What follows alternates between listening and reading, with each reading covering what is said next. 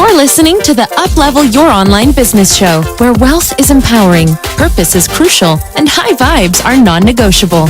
And now, here's your host, certified business coach and practical woo strategist, Sarah J. Loureiro.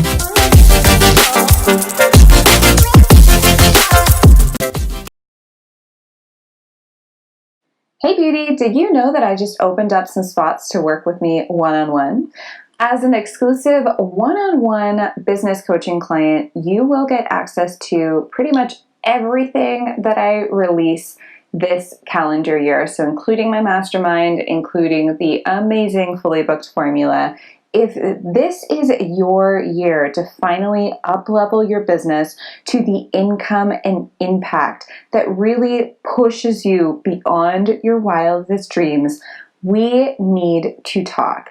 You can book a free call with me to see if you're a good fit from the link bit.ly//let's talk success. That's uppercase L, uppercase T, uppercase S. Or you can head over to my website at sarahjloureiro.com/workwithsarah to find out more. All right, another week, another episode. Welcome back. I am super excited to be here. I'm super excited to be sharing on such a vulnerable topic that I feel like not a whole lot of people share about. And this is something that I am recording on the 3rd of December of 2019. So there's still a lot of time left, obviously, in this month. But I want to talk to you today about why I didn't make the income goal that I originally set for 2019. Now, before I go into this, I do not want this to be like a woe is me podcast episode where I'm just talking about how shameful it is or how down I feel about it. I'm actually really happy about where I landed. So, it's only December the 3rd and I've already clocked in well over 6 figures in cash and even more in sales this year. So super, super excited about everything that I've been able to accomplish. And next year, this is really just the beginning. But I think it's also really important to have this episode and share this kind of stuff with you guys because everyone is in this position at some point in time or another, and I can guarantee you that even some millionaire entrepreneurs out there are very likely talking about this exact same thing about how they didn't hit $2 million this year instead of $1 million. It's super, super common, and that's why I wanted to come on here and talk about it, because not only is it super common, but at the same time, it's not just that everyone sets goals to not make them. There are specific reasons why we don't make our goals. And so I did not make the goal that I originally set out in 2019 to make, but that doesn't mean that I couldn't have made it. And that's why I wanted to come on here and share this episode with you today, because I think that a lot of the things that stopped me from hitting that goal are very, very common, especially with my clients and the women in my community. So at the end of 2018, I sat down with my business coach and I was trying to decide how many people I wanted in each and every one of my programs. So when I made my income goal for 2019, it wasn't actually based on income. It was based on the amount of people who I wanted in my programs. And as I went through it, I was like, okay, I want this many people in this program. I want this many people in this program. It would be awesome if I can have this many people in this program. And then once I kind of calculated all of that up, the result of all of the profits that I would have generated would have been like $500,000 for the year. And immediately when I saw that number, I had this oh my God moment. This is way too much money. And that's actually problem number one. Problem number one is when you set out to make an income goal, but then you can't even possibly fathom yourself being there or being able to make that goal. So that's probably a sure sign for you as well. If you feel like your goal is way too out there, way too overstretched for you. If you don't personally believe that you can make it, chances are you're going to self-sabotage yourself along the way. And that's exactly what I did. $500,000 in 2019 was just way too big for me. It's even way too big for me for next year. I can't even begin to think about that number for next year. I have another number in mind, but it's definitely something that I can really fully and truly believe that I can do, and yet is still a really big stretch for me. So the first reason why I did not hit my income goal for 2019 is I was energetically unready for it. And I was also just didn't feel like I was worthy of it. Didn't feel like, I think a part of me didn't even want it. I didn't even want a $500,000 year. I just wanted all of these people into my programs because I felt the energy of having so many women in the programs that I was creating and seeing the results that they were going to create for themselves. Now, the second reason why I didn't make my income goal for 2019 was because I actually wrote out all of my goals before I found out I was pregnant. And if anyone's ever been pregnant before, if you're listening to this, then you will know that for any entrepreneur, it's almost like a ticking time bomb for your due date where you just don't know what's going to happen next, especially as a first-time mom. So I had all of these big goals set out, and then I found out that I was pregnant, which is super exciting. And I found out that my due date was in September. And so I could no longer do a launch for my mastermind after my first launch for my first mastermind. I could no longer do specific group program launches right before my due date because I didn't know how much time I was going to need off of my business. So then I started to have this super questionable area of my year where I didn't know what was going to happen, come August, September, October. I had no idea when I was going to go back to work either. So I didn't want to plan anything within those months. And this basically just comes to show that sometimes there's some things that are in our lives that are completely uncontrollable that might come in, let's say, for example, in February or March of the calendar year that might completely throw off your goals. And that's fine.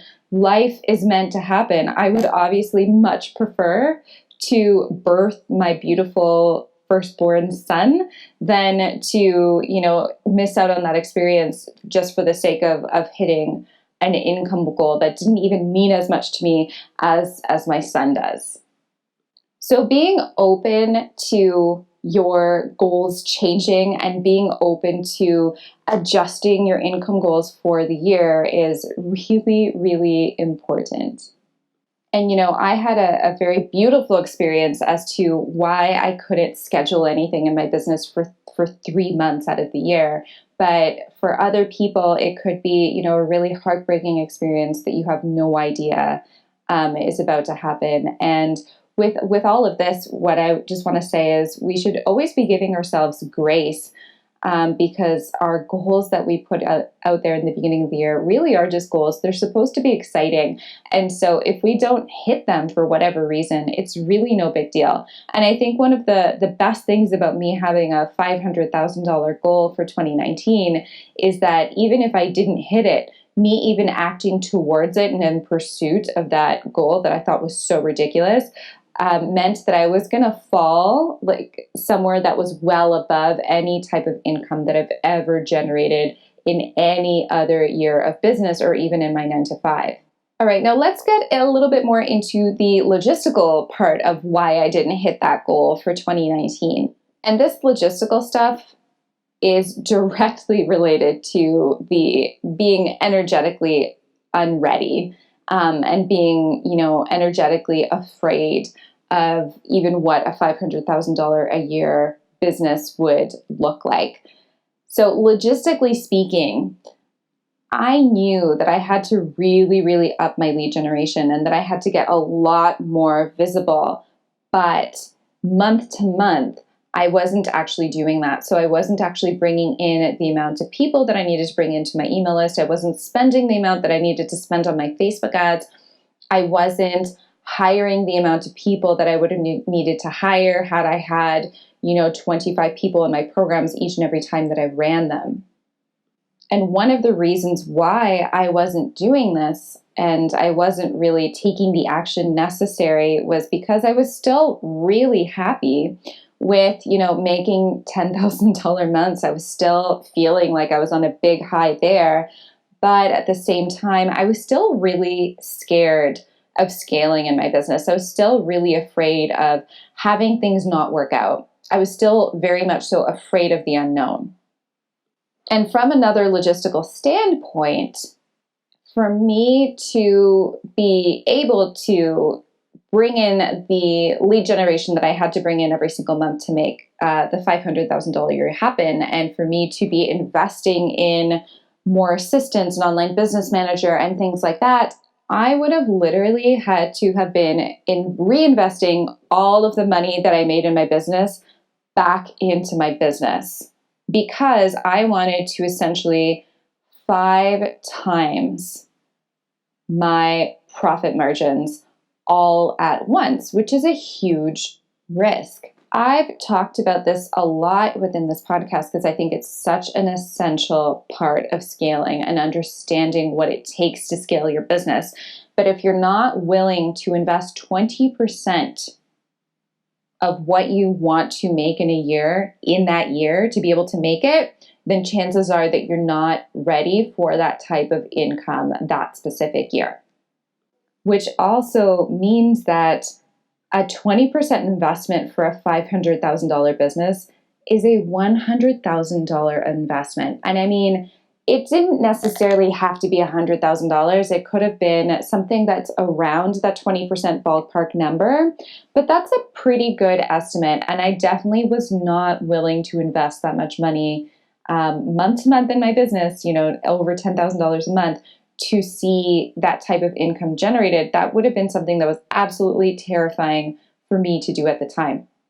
And so if I wasn't energetically ready for it, I didn't feel like I was worthy of it, these things ultimately allowed me to sabotage everything else that I was doing in my business so that I wouldn't be able to reach that number. So I spent a lot less on my ads. I did a lot less work in terms of lead generation. I did a lot less work in terms of getting visible.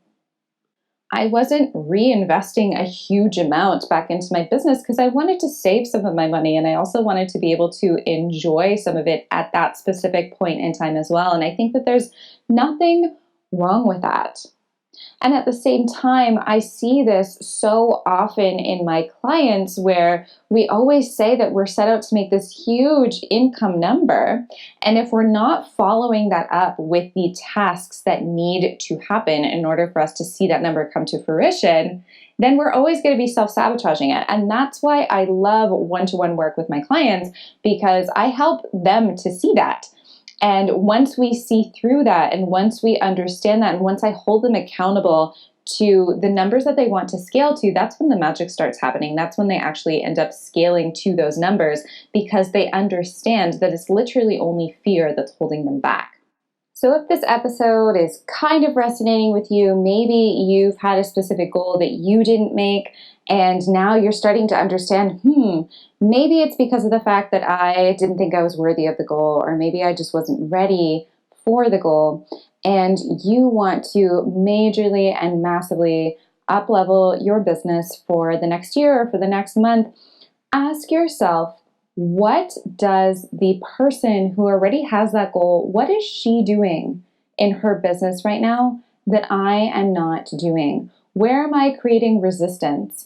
Write down your goal. Write down whatever goal it is that you have. And then imagine yourself having that goal and start to really feel through all of the feelings that come up.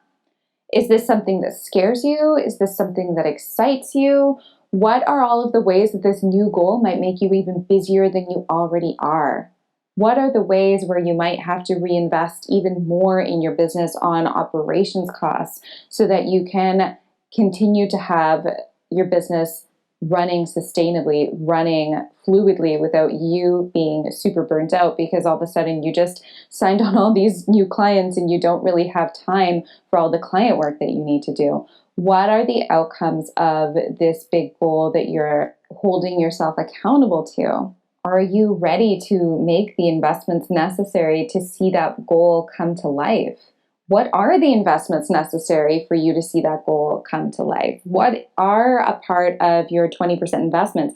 And if you don't know, if you really have no idea, then it's time for you to figure that out. It's time for you to put those wheels in motion. It's time for you to really discover all of the answers to all of the questions that you're looking for. Because at the end of the day, goals are just goals. It's only when we start putting them to action and really feeling through our resistance and up-leveling and taking the risks necessary that we start to see those goals come to life. And I can't even begin to explain to you how amazing it feels for me to hit even my six-figure goal for my first year in business, or even, well over six figures cash for 2019. That's incredible. That is not something that I would have been able to make had I not gone out and really started to plan these big, lofty goals in the first place. So don't let your goals scare you. Dream big, plan big, and wherever you fall along that, be proud of how far you've come, and always, always remember that you're just getting started. There's always something for you to learn from whatever it is that you did or did not achieve. Because at the end of the day, our goals will work as fast as we are willing to work towards them. So yes, I was not willing to work towards that $500,000 goal. I was not willing to invest around $10,000 a month in my business to see that big goal come to fruition. I wasn't even ready at an energetic level to see that money coming into my bank account. But at the end of the day, for me, I know that I'm exactly where I was meant to be.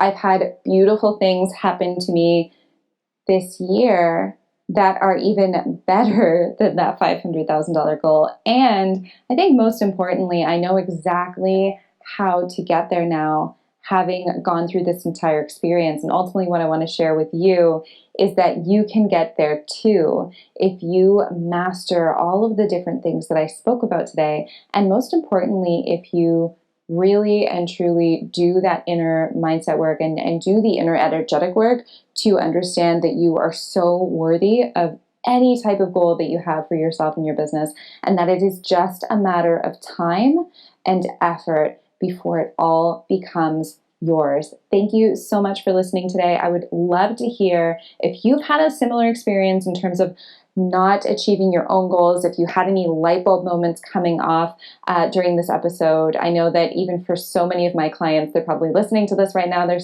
probably saying, oh my goodness, that this totally resonates with me as well.